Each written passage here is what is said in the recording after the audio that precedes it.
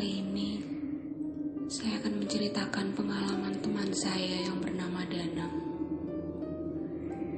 Danang adalah mahasiswa semester 6 di salah satu perguruan tinggi di Surabaya. Selain berstatus sebagai mahasiswa, Danang juga seorang pembina pramuka di UKM kampusnya.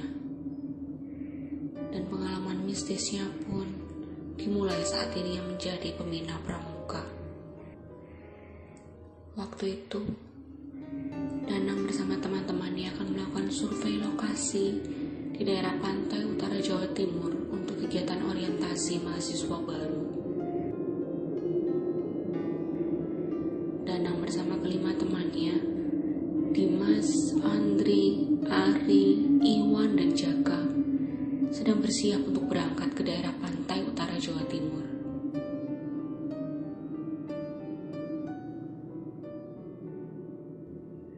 Mereka menggunakan mobil pribadi dan menempuh perjalanan sekitar 5 jam. Singkat cerita, mereka pun sampai di kawasan pantai sekitar pukul 5 sore. Danang dan kelima temannya segera turun dari mobil dan bergegas menuju pantai untuk bertemu dengan penjaga pantai di sana. Dari kejauhan, nampak seorang pria berusia sekitar 40 tahun datang menghampiri mereka. Beliau adalah penjaga pantai yang dihubungi oleh Danang untuk menjadi pemandu mereka saat survei lokasi. Setelah saling bertutur sapa dengan bapak penjaga pantai, Danang dan kelima temannya pun mulai berjalan untuk menyisir lokasi yang telah ditentukan. Saat itu memang masih sore, namun hanya Danang yang merasakan kalau sore itu angin yang berembus seolah-olah menusuk badannya. Danang berusaha berpikir positif kalau itu hanya angin laut saja, karena memang mereka lagi di pantai. Setelah berjalan cukup lama dan dirasa cukup, Danang dan teman-temannya kembali menuju ke lokasi camping ground untuk mendirikan tenda.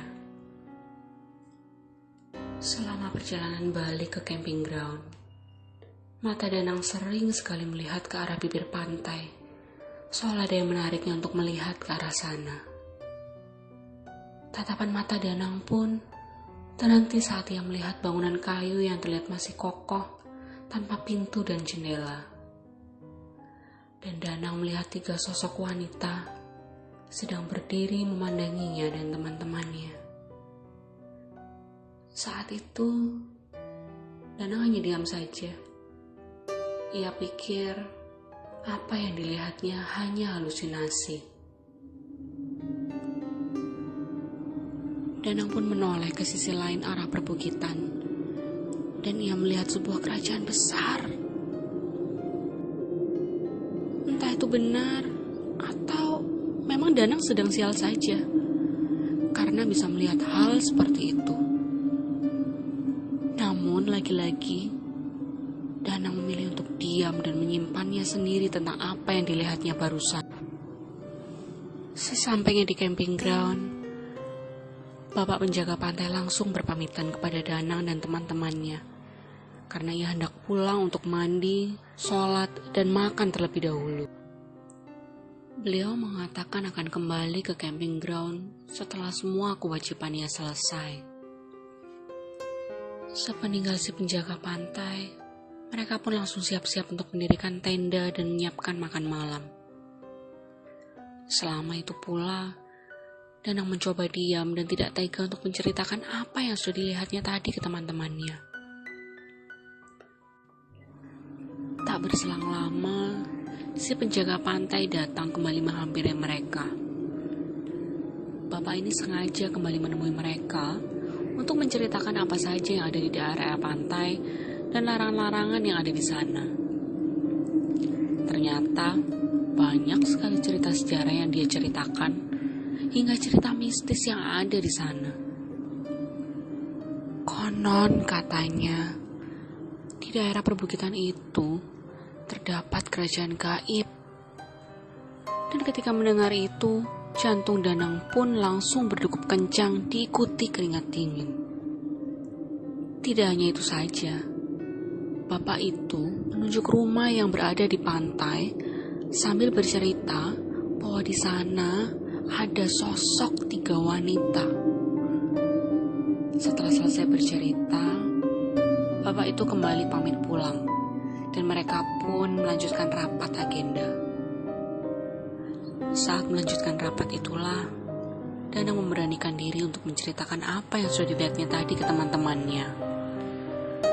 Teman-teman Danang hanya diam dan bingung mau terus dilanjutkan atau tidak pembicaraan ini.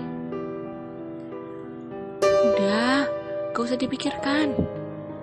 Yang penting kita gak ngelanggar larangan-larangan yang berlaku di sini, kata Andri dengan tegasnya. Iya sih, jawab Dimas ragu. Yang penting nanti kita saling menjaga dan mengingatkan saja biar tidak ada apa-apa, sahut Jaka menenangkan teman-temannya. Akhirnya rapat dilanjutkan hingga kira-kira pukul 10 malam. Setelah rapat selesai, mereka memutuskan untuk melanjutkan survei lokasi kembali. Namun di saat itu mereka kebingungan karena harus ada yang tinggal di tenda untuk menjaga barang-barang bawaan. Setelah berunding, akhirnya disepakati bahwa Dananglah yang harus tinggal di tenda untuk menjaga barang-barang bawaan. Dan disinilah hal-hal mencekam pun dimulai. Malam itu terasa sunyi sekali. Hanya terdengar suara burung hantu dan deburan ombak yang tidak terlalu kencang. Dan untuk memecah kesunyian malam, Danang pun memutuskan untuk mendengarkan musik dari handphonenya. Saat sedang asyik mendengarkan musik, Danang merasakan ada yang sedang mengawasinya, dan ia merasakan ada hembusan nafas di lehernya.